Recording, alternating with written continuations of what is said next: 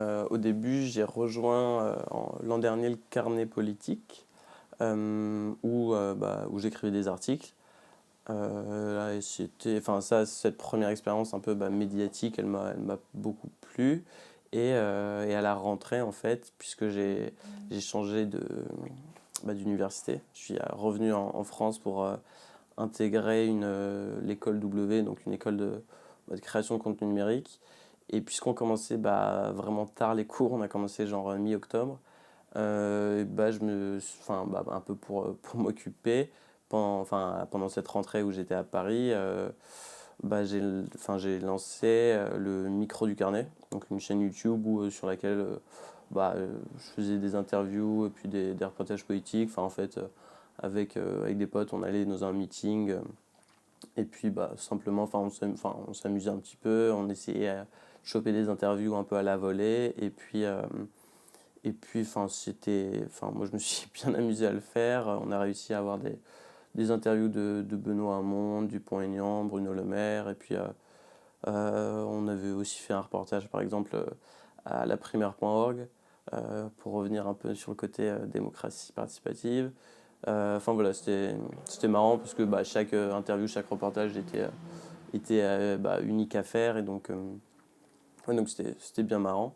Et puis ensuite, à la rentrée, en, f- en fait, on a, avec d'autres potes de l'école W, on a réfléchi un peu à comment est-ce qu'on pourrait faire grandir la chaîne.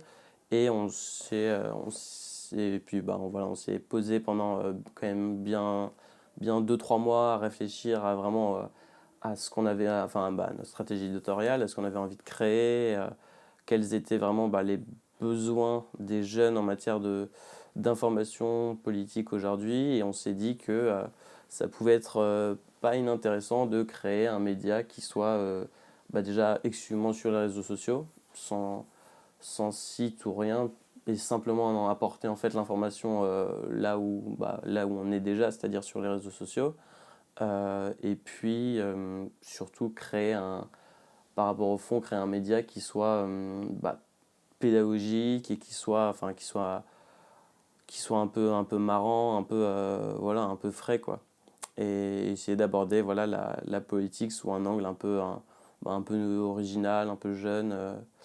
Et puis surtout vidéo, parce que du coup, on s'est dit que c'était d'abord ça qui avait le plus fort taux d'engagement. Et puis que c'était ce qui nous amusait le plus à réaliser. Donc on est parti sur cette idée-là. Mes convictions, en tout cas, c'est que on, on va vers, je pense, à mon avis, un désastre écologique, et que on n'en a pas assez conscience. Et que, ouais, on n'en a même pas vraiment parlé pendant cette campagne. D'ailleurs, le seul candidat écologiste, au final, s'est rallié à Benoît Hamon. Donc, on a l'impression que oui, c'est vraiment pas un sujet qui intéresse ou qui inquiète nos gouvernants. Donc ça, je trouve que c'est un petit peu inquiétant. Euh, et puis sinon, je pense que l'Europe est vitale. Je pense que ça peut être une grande chance. Et faut vraiment saisir l'opportunité de toujours être voilà, une grande zone économique pour pouvoir voilà, peser dans le monde. Et pas, comme je disais, ouais, disparaître dans des divisions internes. Mais effectivement, aujourd'hui, l'Europe est extrêmement critiquée. Et c'est du coup aussi évident qu'il faut la modifier. Et un peu comme il faudrait rénover un peu nos systèmes démocratiques, je pense qu'il faudrait à la fois mettre plus de démocratie dans l'Europe, qui au final est principalement dirigée par nos dirigeants, même si bon, ils sont élus. Et qu'ils ont quand même une légitimité. Oui, je pense que ce serait beaucoup plus intéressant que le Parlement européen ait beaucoup plus de poids qu'il l'a aujourd'hui. Je pense que ce serait aussi intéressant qu'il y ait des normes sociales communes. pour éviter, qu'il y ait du dumping social qui crée des tensions internes à l'Europe. Et puis surtout, je pense qu'il faut redonner un petit peu de rêve à ce projet-là. Enfin, j'allais dire, ouais, créer aussi une défense commune européenne. Je ne sais pas si forcément, voilà, créer une armée en commun, ça fait forcément rêver, mais je sais pas, moi, créer des projets beaucoup plus écologiques, beaucoup plus solidaires, mettre en commun notre intelligence collective en matière scientifique, en matière technologique, et puis avoir des projets. Enfin, c'est marrant, mais c'est j'étais allé faire un reportage dans un meeting de Nicolas Dupont-Aignan, et c'est vrai qu'en gros, leurs militants m'expliquaient qu'ils voulaient une Europe, qu'en fait ils voulaient vraiment une Europe des projets. Alors j'adhère pas forcément à tout le reste des idées de Nicolas Dupont-Aignan, mais c'est vrai que cette histoire de l'Europe des projets, il mettait par exemple en avant la lutte contre le cancer. Enfin, c'est vrai que je pense que ça fait beaucoup plus rêver que une Europe du budget, quoi. Une Europe des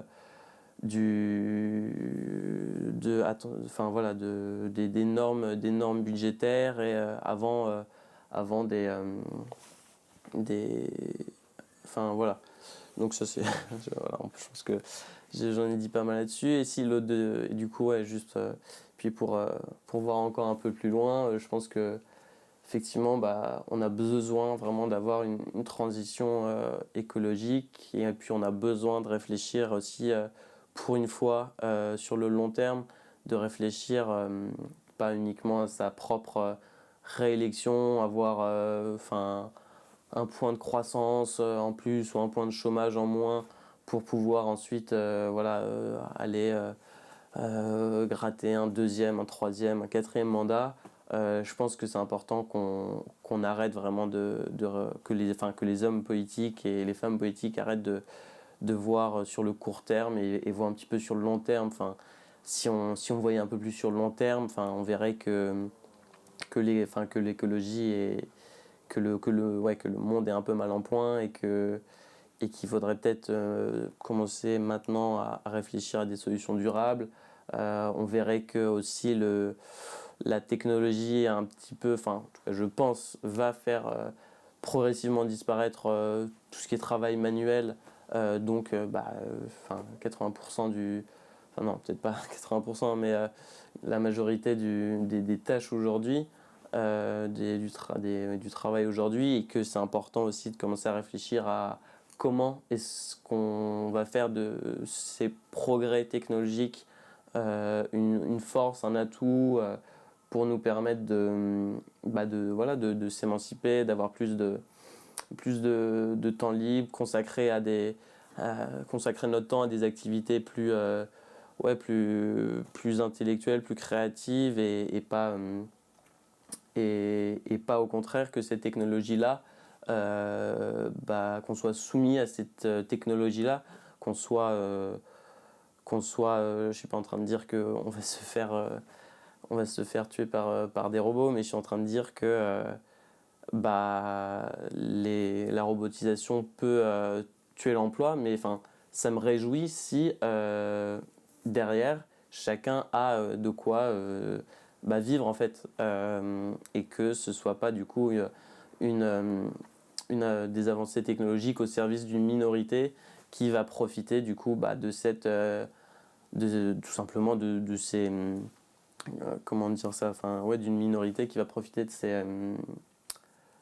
ces coupes en fait de ces réductions de salaire, de ces coupes dans les effectifs qui seraient remplacés du coup par des machines, et que du coup, ouais, ces avancées technologiques là, elles soient au service d'une minorité, et au risque qu'il y ait une fracture numérique. Et encore, enfin ça, je pense que c'est le risque le plus mineur, dans le sens où il pourrait vraiment y avoir, je pense, une fracture sociale avec aujourd'hui les 1% qui sont du coup, on parle de 1% et 99%, mais qui sont du coup séparés en matière de richesse. Là, ce serait séparé en matière de richesse, mais aussi en matière d'emploi, en matière de ressources, si on prend en compte aussi le problème écologique. Donc, bon, on va peut-être pas se lancer là-dedans, mais aussi des projets transhumanistes qui commencent à émerger, donc qui seraient même presque coupés en matière d'espérance de vie. Donc, je pense qu'on est vraiment à un tournant dans le sens où les inégalités les inégalités aujourd'hui qui sont entre guillemets, avant tout basées sur des questions d'argent, quoi, qui sont des inégalités de revenus ou de patrimoine, pourraient vraiment dégénérer dans des inégalités, comme je disais, d'accès à l'eau potable, d'accès, même si c'est déjà le cas aujourd'hui, hein, mais vraiment d'accès aux ressources, d'accès à l'emploi, d'accès à même de l'espérance de vie en plus. Et je pense que c'est vraiment important de s'intéresser maintenant à ces questions-là et de légiférer maintenant sur ces questions-là pour que vraiment ces avancées technologiques-là, elles soient une chance, qu'elles permettent de réduire les inégalités et pas de les accentuer.